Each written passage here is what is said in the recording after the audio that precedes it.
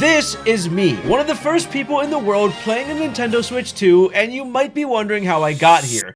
It all started when Nintendo invited me to this early access Switch 2 event. So thank you Nintendo for inviting me to this event, which really worked out because I lost a lottery for the hands-on public New York City Switch 2 event. In this video, I'll be sharing my complete 3-hour hands-on with the Nintendo Switch 2, and I'll be going over the games and features I got to test out. By the way, don't forget to hit that like and subscribe button and turn on notifications because I'll be covering a ton of Nintendo Switch 2 content. Now, one of the first things I did as soon as I arrived at the event was head over to where they were displaying the Nintendo Switch 2s. These Nintendo Switch 2s were presented on top of its own glorious light up stand, and I was able to immediately get my hands on it. Now, as soon as I held on to the Switch 2, I could already feel the major difference in premium quality from the Switch 1, from the OLED jumping to the Switch 2. This felt a lot bigger. The texture felt a lot more premium. I mean, the word premium is a strange one that I'm using, but it just feels expensive. And I think Nintendo is doing their best to match the current handheld markets that are existing. Now, the screen is bigger. It's 7.9 LCD screen, which is a big jump from the 6.2 inch one, which means you're getting a 60% more viewing area. It has 1080p resolution, it has HDR support, and the Switch itself has up to 120 Hz variable refresh rate depending on what game you're playing. Overall, it's for smoother gameplay and much better optimization. It's not an OLED screen, but an LCD screen, but the way it's done, the colors were just so vibrant on it, and personally, I think the color reproduction on it is doing a great job to match or even outdo the OLED, and we know Nintendo eventually will come out with their own OLED version eventually. Now, the kickstand on the Nintendo Switch 2 is very interesting because on the original Switch 1, the kickstand was just this little flap right over here. Just like it's just this little tiny flap. It was this little tiny flap, and it limited the mobility of how far back you can place your Switch. That's it. You couldn't move it more than that, or you close it completely. Then on the OLED, they came out with this much thicker kickstand, which allowed your Switch to be placed down at various different angles. You can completely place it down flat, just like this, or at various angles. And the Switch 2 did not disappoint with their design, which was a lot more thinner. It feels a little more flimsier compared to the Switch 2, but that's only because I'm used to this thick kickstand. But in its own way, it's sturdy and it does its job. I just have a little fear of it because it's a lot thinner than the Switch OLED. But I believe it does the job exactly and has the same mobility and can land on tabletop mode. And honestly, if you're careful with your device, you shouldn't have to worry anyway. Now, let's talk about the Joy-Cons because I feel like the Joy-Cons have made a significant improvement from the basic Switch Joy-Cons. Now, they are a lot more larger and a lot more ergonomic than the previous ones. I mean, holding those Joy-Cons feel completely different, and I hate the fact that I now come home back to these Switch Joy-Cons. It just doesn't feel the same anymore after holding a Switch 2 one, and I really want to hold the Switch 2 Joy-Cons. Now, they deattach by pressing this button at the back of them over here in this footage. Just press that, and they pop right out. And to reattach them, all you have to do is insert it from the bottom and have this magnet just slide into place. I did it a couple of times to get used to it. It's a lot of fun, and it feels better than the original Joy-Con just sliding into the regular Switch 1. Switch 2 ones are just phenomenal. The magnet system is clean, it's sturdy, it's safe, it's not gonna break like the memes that were posted online about the Switch 2 design being flawed when putting those in. Like seriously, you get this really cool snap-on feel when you put it on. Let's also just talk about the biggest improvement of the Joy-Con, and that is going to be the fact that they fixed these SL and SR buttons. These things are so tiny. When you try to play with the Joy-Con, you're literally like, it's like your little gremlin trying to click on the controllers. It was a horrible experience on the Switch 1. Absolutely hated it. But when I got to see the Switch 2 version of this, they were like 3 times bigger than what we had on the Switch 1. Hence why it is a bigger console and the Joy-Cons are a lot larger. Now, these buttons got plenty of use when I played Street Fighter, which I'll talk about later in the video, as I'm going to give my experience of the various games that I was able to play during my time. But it's amazing how changing the buttons makes the Joy-Cons feel a lot more premium and a lot better. Like it just felt really good. Now, the analog sticks were also larger than the previous Nintendo Switch Joy-Cons, and they nicely maintained their low profile as well on the Switch 2. Also, as you can see, that lovely C button is there to give you voice chat in the game and to do the connection stuff with other people with the camera, but unfortunately we were not able to test that out during the event, but we'll get back to some camera feature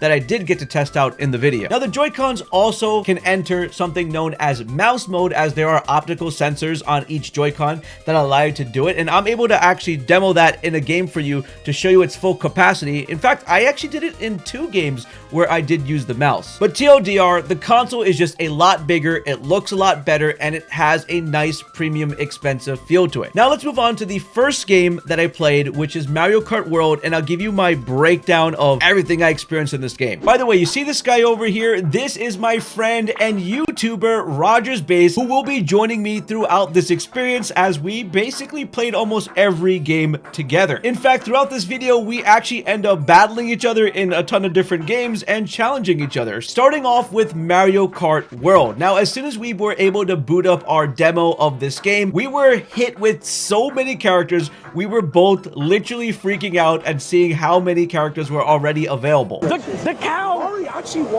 Wait, I'm not even noticing the skins. The cow's here. All-terrain Mario. Hold on. There's a lot here. The crazy part is all the characters weren't even unlocked yet. And this was just such a giant plethora of characters already available with different skins. It already was looking great. Now, as you can see, what me and Roger did was the Grand Prix on split screen. So we're both playing on the same Nintendo Switch. He selected Rosalina, and I had to represent everyone out there by selecting the cow, the legend itself, that completely shined in Mario Kart. Everyone is just obsessed with the cow, so I had to pick the cow. We also had a giant selection of vehicles to select from, which was really awesome. There's a carpet. The carpet flyers. That's crazy.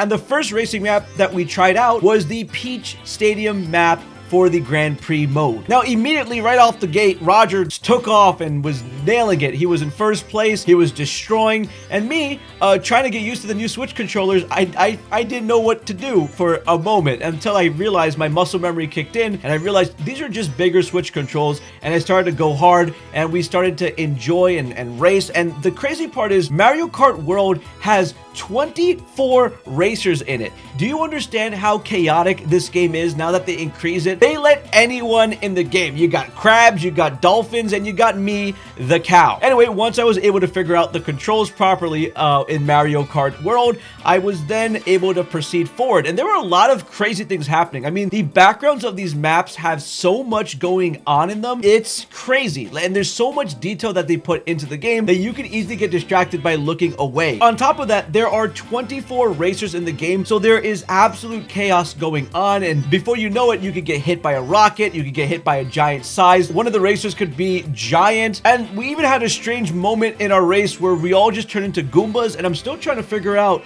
what turned us all into Goombas in the middle of the race. Anyway, as this race proceeded on, me and Roger formed an alliance that we were not going to let this dolphin win, because this one NPC, this dolphin, was outdoing both me and Roger and kind of being a pain in the butt. So me and Roger's truce was that as long as the dolphin doesn't win, we win. Roger and I secured first and second place in our first Grand Prix, making this a complete success. And the split screen mode felt pretty good. I was able to focus on my side, Roger was able to focus on his side, so this is definitely a mode I think you're gonna enjoy if you're playing with somebody at home. Now, after this, we were both handed a Switch 2 console with Mario Kart World on it, so that way we can experience the racing in handheld mode. The map that I raced on for this one was known as the DK Spaceport map. And once I was given handheld mode, I again was staring at all the characters in the game because there are just so many. I eventually selected Peach Yukata version, and I was able to have a lot of fun racing in handheld mode. Honestly, it felt good playing in this mode as well.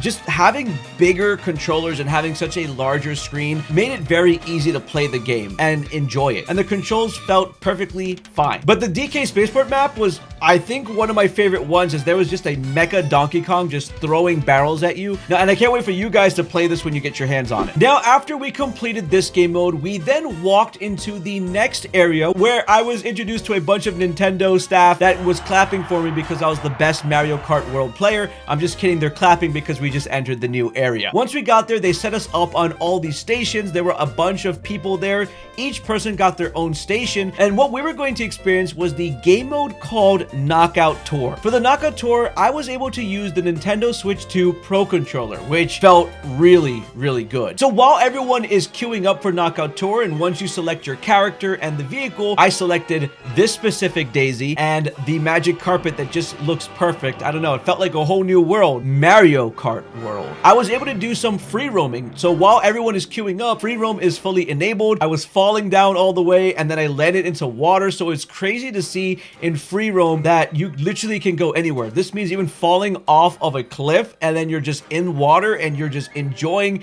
and cruising, and the vehicles transform as soon as it hits a different surface. So this is really exciting. But however, that is going to end as soon as all the players are ready. The free roam turns off, you'll get a notification, and the Knockout Tour begins. Essentially, what you don't want to be is in last place. And Knockout Tour is a really smooth game mode in Mario Kart World. In fact, it is the best game mode. It is my favorite one because of how fast it just moves. You're consistently moving from one map to another map to another map to another map until the winner is decided. Now, the cool thing is if you are in first place during this game mode, your character is automatically wearing the crown. But I would not experience this because pride comes before a fall, as I was very confident from my abilities battling Roger, and I was actually one of the first people completely knocked out in this game mode. There are a lot of competitive gamers here, and this is what I mean by absolute chaos. You can see how many people just kept knocking me out, hitting me with various question mark items. Yeah,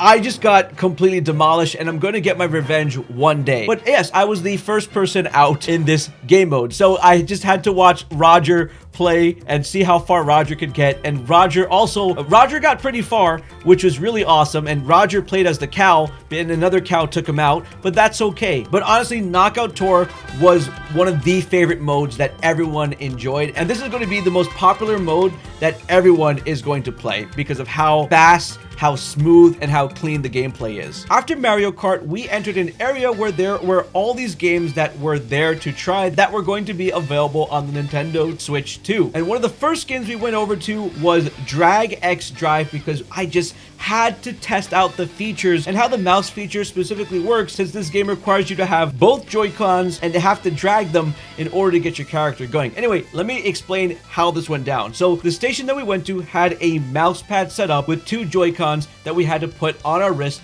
to strap up completely. Now, what you had to do was drag forward for your character to move forward. If you pull back, your character pulls back. And what's really cool is you can actually feel the HD rumble inside of the Joy-Con. So it almost felt like if you were to grab an actual wheelchair, it felt like I was legitimately pulling a wheel back. That's all I have to say. The rumble is amazing on this. Anyway, we had to go through a tutorial first on how to play this game. So we were learning all the various ways of moving backwards, moving forward. If you take your character and pull one side, your character's going to completely turn. If you slide your left Joy-Con, your character's going to turn another direction. Really interesting. I feel like this is a really strong tech demo specifically for the mouse. This whole game feels like it just wants to really use the mouse feature. It's a very gimmicky game. Not only that, but there are a lot of tech things in the game that you can do. For example, my character was able to pick up one side of the wheelchair, and then if you quickly pick up the other side, your character then jumps in the air, glide on and do these cool tricks. And on the bottom left of the screen, you'll will see the style trick you do. Some other cool things about the game is you can pass the ball to another teammate. If you flick your wrist, the basketball will just go in. If you zoom really fast into an opponent, you can knock the ball right out of them, which is really cool. The Joy-Cons, when you pick them up off of the mat, you can wave with one of them, basically indicating, hey, throw the ball, I'm open. You can get both, so you can wave with both hands. And here's what's cool, you can also clap your hands by taking both of the Joy-Cons together and just doing a motion. So it was pretty interesting. We had a 3v3 game, which was absolutely chaotic because I was just trying to figure out how to turn my character, and whenever I got the ball, I just shot it. You have to be close enough to the basket to shoot it. If you're too far or you're not really facing it, the accuracy is not good, and the game suggests that you have a good line of sight to the hoop when you're throwing the ball in. Yeah, that was it. I'm sure this game's going to go through more optimization as it does have a summer release. And later on in the video, you're going to see me use the mouse feature again, but for a different game. But first, we have to test out the camera feature. And for that, we're going to have to play a game known as Super Mario Party Jamboree, but the brand new Jamboree TV version of this that is going to be on the Switch 2. Now, Jamboree TV is a feature that is only going to be on the Nintendo Switch 2, as it's going to utilize the Switch camera feature. Now, I wasn't able to test out the camera feature, as I mentioned earlier, in terms of video chatting, but we were definitely able to test out the camera feature in how it works with this specific game. Now, initially, when we all were getting started, we had 4 squares on the TV that showed up, and we just had to position ourselves in that specific square because that's where all these sensors would take place within the game. Of course, me and Roger were going to be on different teams because we had to verse each other as our Roger and Philly challenge continues in this video. So Roger paired up with one Nintendo staff member, I paired up with one Nintendo staff member, and we started off by doing the specific mode known as the Bowser live mode. It almost feels like a game show where Bowser just comes out and he just looks at us and we get to wave, and we get to see our full characters just waving, and we did little dances and stuff, and it's really cool to see yourself in the game on TV. It's kind of fun. I think a lot of crazy stuff is going to happen when people play that game. Maybe some cool dance moves. Anyway, there were 3 specific games we played using the camera feature. The first one was catching Goombas. So you had to carefully stack these Goombas as they came down, and the team that had the most Goombas would win. Now, what was really interesting is I thought they would just stick on my head and I could just move my head really fast, but it's actually sensitive to that. So if you move too fast, some of the Goombas just they fall right off. They're gone. Like they'll knock out. You have to do it again. So because I didn't know that, I stacked up a bunch. They dropped, and we lost by 1 point to Roger's team for the first game. However, we weren't gonna let that set us back, as the next game required no Joy-Con use at all. In fact, it was just us using our hands, and we're hitting a block right above our head. You know, this was a cakewalk. All you have to do is just, you know, spam the fist going up, which actually ended up being a really big workout. I noticed you do have to be perfectly in frame though, because if my hand extended a little bit too high, it would then just not register. So you really got to be below that to really hit that brick, if that makes sense. Of course, like I said, that was an easy one, walk in the park. Then came the third one, which was a battle of who can scream the loudest, and this one is just absolutely chaotic. So what's gonna happen is Bowser's gonna face one group and we have to yell, and you're gonna see a little volume meter show up, so whichever team screams the loudest is good to go. So, you know, for some reason I was hitting these really high-pitched notes while yelling.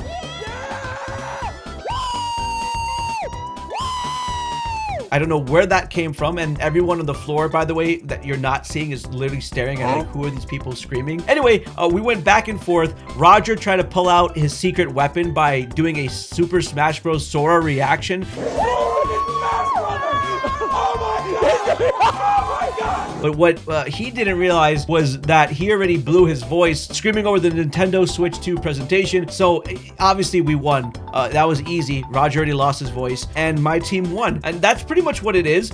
There are a bunch of other game modes using that. That wasn't all the camera features, because in the trailer they did show more. And it's kind of fun that they added this onto it. I think it's going to make Super Mario Party Jamboree a lot more fun now that they included this, because there is a Switch 2 version, and the camera definitely works well with this game. The next game that we played was Street Fighter 6, and this game looks amazing on the Nintendo Switch 2. I actually played Street Fighter 6 a lot earlier when Capcom invited me out to another event before, and honestly, on the Switch 2, I cannot tell the difference between the PlayStation 5 version and the Switch 2 version. I think it just looks good, and it might be because of the artistic style of the game. But anyway, we were able to play this, but in Nintendo Switch 2 style. What I mean by this is that we were using Switch 2 motion controllers using the Joy-Cons, and by Joy-Cons, I mean one single Joy-Con. So we were actually able to start using the SL and SR. This is where we got to test out battling with a Joy-Con. We had to wrist strap it, and we were doing a bunch of different controllers. We were shaking our Joy-Con to make the characters attacking. If we tilted the Joy-Con to the left, the character would back up. If we tilted to the right, the character would go to the right. And just the various controls were really interesting, and it was a really fun way of playing Street Fighter 6. Of course, Roger picked Cammy and I picked Jamboree, and we were just having this straight out battle. Roger won the first one, I won the second one, Roger won the third one, and then we were introduced to a complete surprising mode known as the Calorie Contest. So this was all about just who could land as many attacks as possible, and you're burning calories while doing it. Basically, it ended up with me and Roger just spamming our controllers and shaking it, and we were sweating. We were actually getting a legitimate workout while doing this. So if you made a hit on the opponent, you'd get their points, and it was just this chaotic back and forth. This is a really fun Switch mode because once the fight was over, of course, Roger beat me because this man plays a lot of fighting games. Once that was over, the end of the screen has an estimate calorie count of how much you burned, and I'm telling you, I was so out of breath from spamming and shaking the Joy-Con controller, and my arms were actually hurting. It was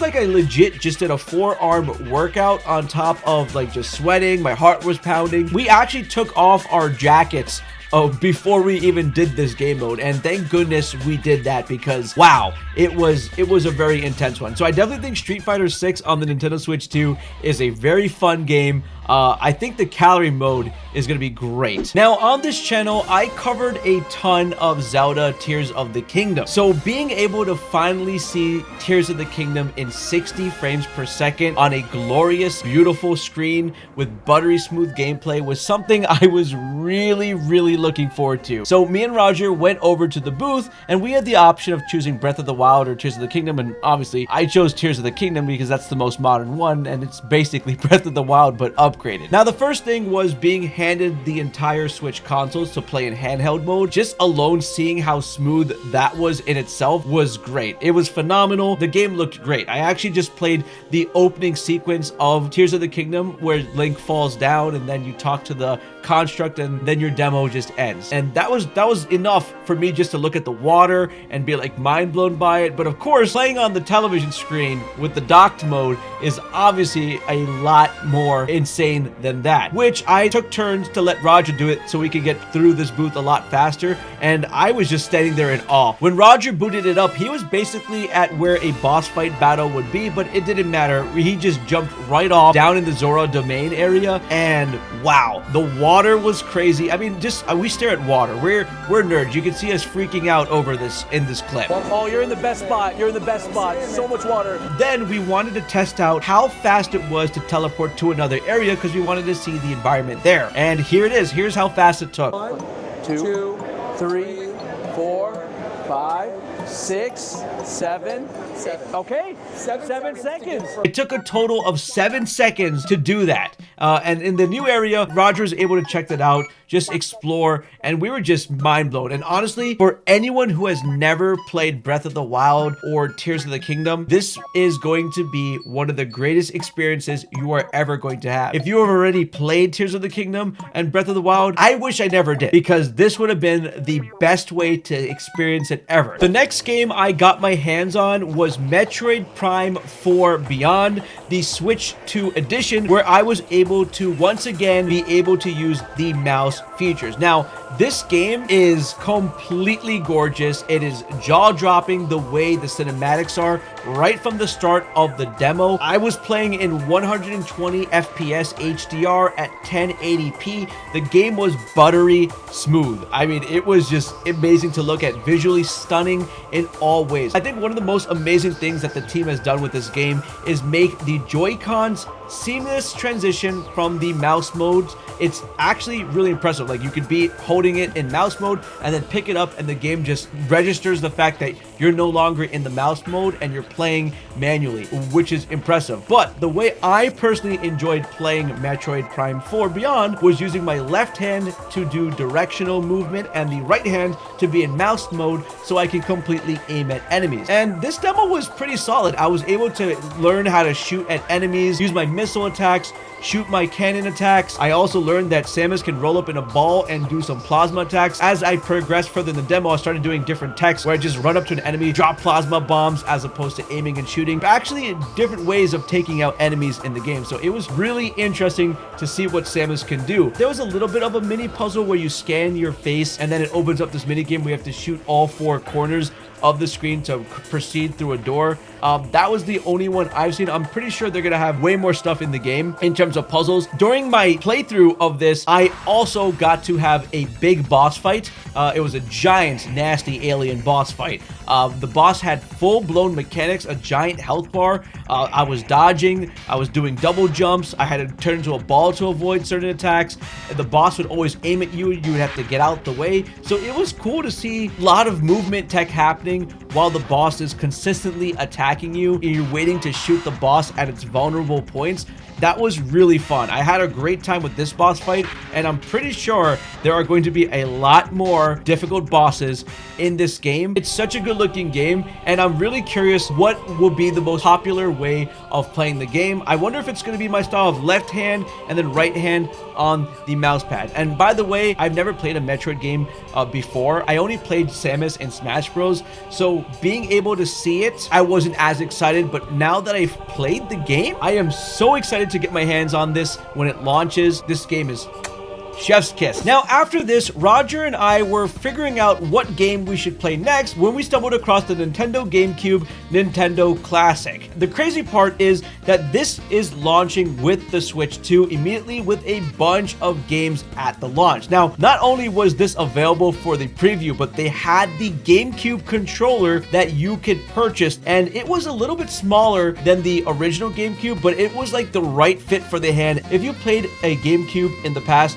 it's fully intuitive with how to handle the controller. Really well done. I'm actually really excited to get my hands on this GameCube controller when it does come out. There were 4 games that we could choose from during this hands-on: The Legend of Zelda Wind Waker, F-Zero GX, Mario Strikers, and Soulcalibur 2. Now, because me and Roger were having a bit of a competition today, we first selected Soulcalibur 2. Now, Soulcalibur 2 is really interesting because it has Link in the game, which means we get to play as Link. Now, before we start our fight, I do want to mention that some of these GameCube titles actually have widescreen support. So that was one of the first things we did. We turned on widescreen so we would get more real estate on the screen so we could enjoy the game further. I mean, just look at the difference from regular to widescreen. After that, we both selected Link to have the best battle of the Links, and we were off to the fight. Now, Link is really interesting in Soulcalibur 2 because he has all his abilities with using the arrows, the bows, the sword. It's really fun to use. Now, Roger cooked me in round 1, but in round 2, I actually figured out how to use every single one of these abilities, and I demolished Roger. I even did a finisher with a bomb to completely destroy him, and then Soulcalibur has a replay system that shows the finish at a different angle, so it was just a really cool finisher,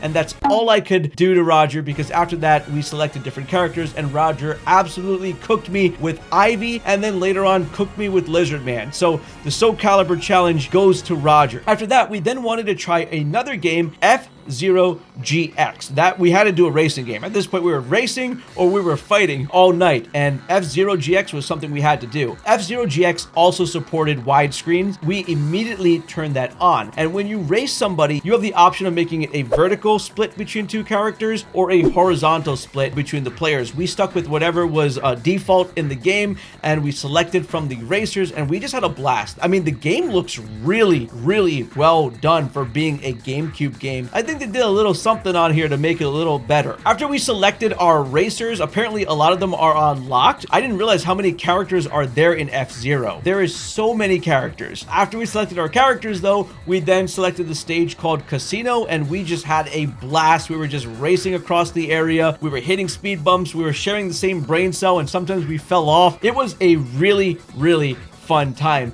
It was so fun, I even beat Roger at a game he played back in the day, and it was great. Also, after playing this, Nintendo, please release an F-Zero game. That was a lot of fun. So fighting on the GameCube goes to Roger, but racing on the GameCube goes to Philly Beats You. Now, don't worry, we're getting to Donkey Kong Bonanza. This is like the peak moment of the entire experience. But before that, I do want to talk about some other Switch games that I got to play. One of the big ones was Cyberpunk. Being able to see Cyberpunk on a Nintendo Switch was kind of mind-blowing. And when I asked them how they did it, they told me the engineers pulled off some crazy magic to make this happen. Now, what I did notice when I did boot up Cyberpunk, which by the way is still being optimized and tweaked for the Nintendo Switch 2, this is again a preview, so don't take everything that I experienced now as something that's going to happen later. But Cyberpunk, as soon as I booted up a loaded save file, it took a bit to load in, because once you are actually loaded in, there's just so much. There's no loading transitions I had to deal with. I was able to fight enemies, shoot at enemies, run into a town, talk to NPCs there. I mean, there's NPCs and things happening all the time, different sound effects, music. It feels alive. The graphics quality for this is not obviously as peak as a PC, but the fact that all these NPCs and objects and interactions are happening on the Nintendo Switch 2 is very, very impressive. I was also able to fully run out, take a car and start driving and fight a bunch of enemies in an open area with my gun and using a string waving attack. It was cool. It was a great time. And I'm really interested to see how Cyberpunk is going to optimize in the future to make the battery drain be even less on the Switch, because I was told you probably get about 2 hours, 1 to 2 hours of battery life per Switch run, because I mean, it's a very powerful game. So you'll probably be able to get a mission or two, and that's a good cadence of playing the game if you are doing it. Maybe playing Cyberpunk on a road ride. Maybe you're playing Cyberpunk as a passenger in a car, or you have to wait for an hour, you get a little Cyberpunk mission in. The game's full of content, so it's great to see on the Switch. Anyway, after playing Cyberpunk, I then went over to play Yakuza 0, the director's cut, which is coming out on the Switch, and it's going to be filled with a ton of content. It's a fun game. You fight a lot of enemies in different styles. It's very violent. It's a very violent game. Now, during the event, there were a ton of other games like Hades 2, Civilization. There's just so many things I wanted to get my hands on, but time was of the essence. And one of the big ones that I had to play was Donkey Kong Bananza, which was shown to us at the end. So once you finish the experience, you come to the end and you get to play Donkey Kong Bananza. And this game, right from the start, looked visually insane. You immediately start to smash things with Donkey Kong right from the start of the game. And it's really cool how the controls work on the Joy-Con for this. Essentially, you get to smash things up with the X button, smash things right in front of you with the Y button, smash things below you with the B button, and A is simply going to allow you to jump. You're just breaking as many things as possible. But what I was shown was the opening sequence of the game of getting through, breaking bananas, figuring out how things work, and then we had this crazy cutscene where this entire evil organization just slams down the entire area, and then we have this transition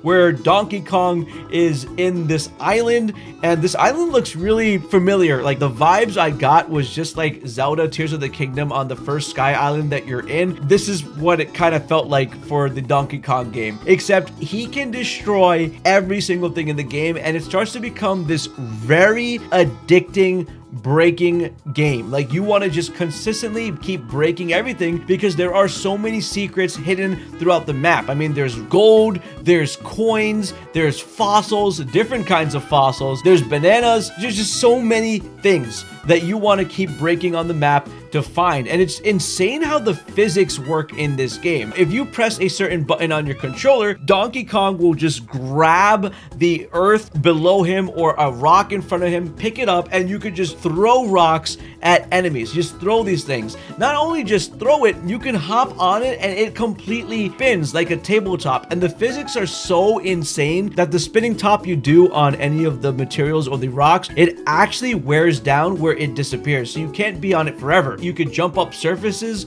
with it, or you can glide down areas with it. Now, there were different kinds of enemies. There were enemies that ran at you in the beginning of the game and you just punched them. And there were enemies that required you to pick up this earth and throw things at. There were also these challenges that I would encounter. You just drop down and you're thrown into a sequence. The one I encountered was fighting 3 enemies that you have to defeat in a certain amount of time. So just break them, punch them, you beat them, and you get a banana. And essentially, that's like the beauty of the game. You just get bananas for doing these tasks. Now, the demo that I played specifically kept me in that one area of the island. So if you did try to progress past a certain point, it just reloaded you back in the area. And I did have a 20-minute session to play this game, but visually, it is really fun. Breaking objects, extremely satisfying. You just want to keep breaking more and more. And the way they built this game, Donkey Kong can break everything. And if there's something he can't break, well, there's something he can throw at it. In fact, there's certain objects that explode,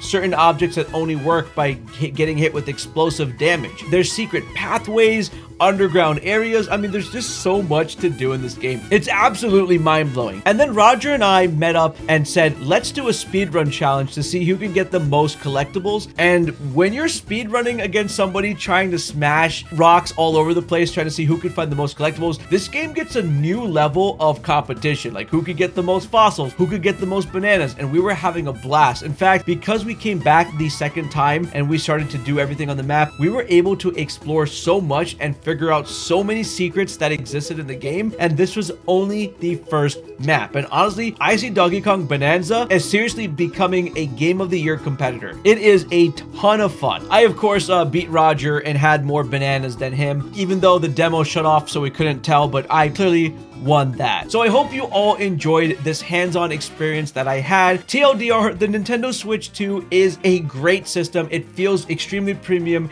and all the games finally feel like they belong on the Switch. And it's not embarrassing to say that my game doesn't run well anymore. The games run perfectly fine now. Overall, I had a blast at the Nintendo Switch 2 event, and I'm looking forward to doing anything with Nintendo in the future. So thank you, Nintendo, once again for inviting me out to this event. I had a blast, and shout out to my boy Roger for making this experience a lot of fun with all the competition. Let me know who you think won in the comments below. I'll see you guys in the next video that you should check out right over here.